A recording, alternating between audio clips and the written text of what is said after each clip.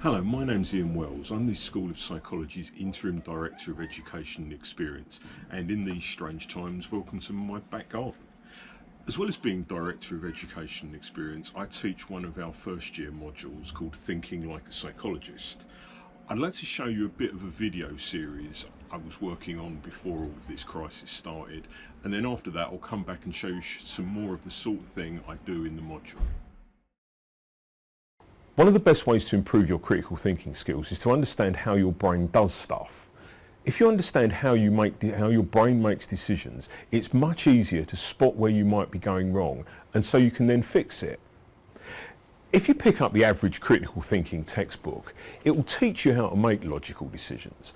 But the trouble is, there's 40 years of psychology research that suggests that in a lot of cases, your brain might actually deceive you when you're making decisions, and you might not be hugely logical.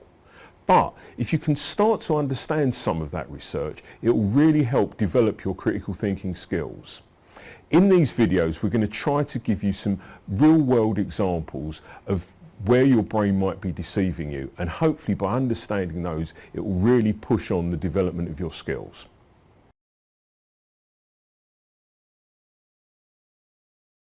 In this video we'll look at examples when your eyes might be deceiving you. When you hear people say, "I saw it with my own eyes," what they usually mean is, it's true, but hopefully you'll see that that isn't always the case. Here's a very simple example. Take a look at the two green lines. You should see that the bottom one looks a lot shorter than the top one. If we had a couple of horizontal lines, you can see that the two green lines are actually exactly the same length. So originally your eyes were deceiving you. Here's a similar example. Again, look at the two green lines. You'll see that the bottom line looks a lot shorter than the top one. Again, if we add a couple of red lines to this image, you can see that the two green lines are actually exactly the same length. Both of these illusions take advantage of your eyes being designed to deal with three-dimensional images. But the important thing for you to take away is that what's going on here is entirely unconscious. So, even now you know that those two lines are exactly the same length, if you look at either of those two illusions, your eyes will still tell you that the bottom line is shorter than the top one. Let's have a look at a slightly more complex example. Take a look at these two tables. The one on the right hand side of the screen looks shorter and fatter, and the one on the left looks thinner and longer. So let's have a look at that table illusion picture again. So here's a paper copy of it, and as you can see, one of the tables looks long and thin, this one, and one of them, the one on this side, looks short and fat. So let's have a look and see if they're actually the same size. And with my high-tech piece of coloured in plastic, if I line those two things up, you can see that on that side the coloured in section matches up with that table. And now if I just slide it over to this side and line it all up, you can see it matches there. And if we move it back again, you can see they're definitely the same size. But strangely enough, if I take that away and showed you the picture and you look at them now, they still look like they're two different sizes. So again, it seems like your eyes are deceiving you, even when you know that they're both the same size. Here's another image that's slightly more complex again, and you'll see that square A and square B look like they're completely different colours. So here's that checkerboard design again, and if you have a look at this one, you can see that square A and square B look two completely different colours. But if I just mask out the rest of the picture with my piece of plastic here, suddenly A and B look the same colour. And if we take it away, back to different colours. And if I put it in again, the same colour. So again, like that original example, your brain is unconsciously processing this image for you. And even though when I do that, you can see that they're the same colour, the minute I take it away, your brain is still telling you they're different colours and still deceiving you. In all the examples we've seen so far, your brain seems to be deceiving you. But in the next example, you'll find your brain actually starts to make something up that isn't there at all. You can see here we've got two pictures side by side of Daniel Craig emerging from the sea in his swimming trunks, and on the right hand side some of the picture has been obscured by the blue mask. But a strange thing's going on. I think you'll find that on the right hand side of the screen it almost looks like he's not wearing any swimming trunks. So actually your brain appears to be filling in a gap on the right hand side of the screen, even though you know what's actually there. If you think back over all those examples, you can see that your eyes quite often deceive you. And in the case of that very last example, your brain actually starts to make up stuff that was never there to start with. Now, that might seem like a trivial example, but imagine for a moment you were a jury in a court case and you had an eyewitness.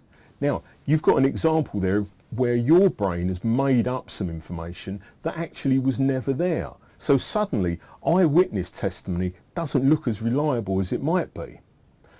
Next time round, we'll have a look at other ways in which your brain might deceive you.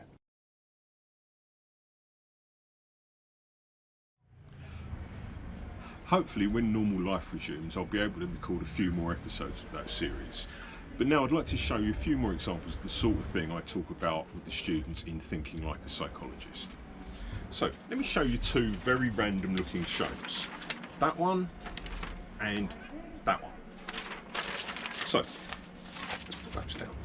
If I tell you one of those shapes is called Kiki and the other one is called Boober, which one would you think was which?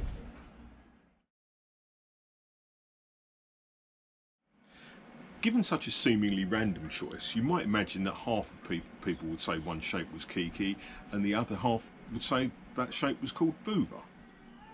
But for over 90 years, psychologists have realised that it isn't quite as simple as that.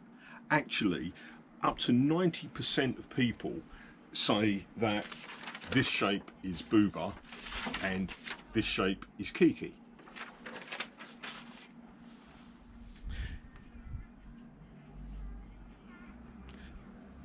You might think this is just an example of how the English language works, but in 2001, psychologists gave this same question to Tamil-speaking students in India and got exactly the same result.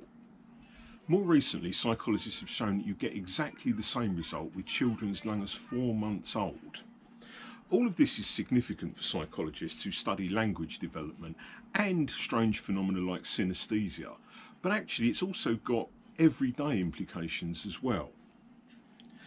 When companies look for the names of new products they're about to launch, the Boober and Kiki effect comes into play.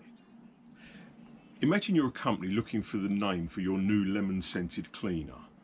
Would you call it Boober or Kiki? Well, actually, if you ask people that question, the vast majority of them think that if something smells of lemons, it ought to be called Kiki rather than Boober. If you change the question to you're launching a brand of milk chocolate and what should you call that, you get the opposite result. Most people think it should be called Boober and not Kiki.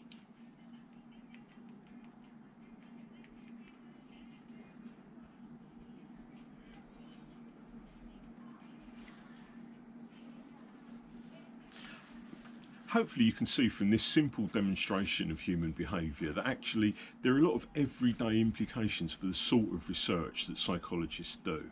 And these are the sort of things I talk about in our first year module, Thinking Like a Psychologist. I hope to see you in the autumn, and if you're interested in any more details of what I do or would like to get in touch, I'll leave my email address and Twitter account details here.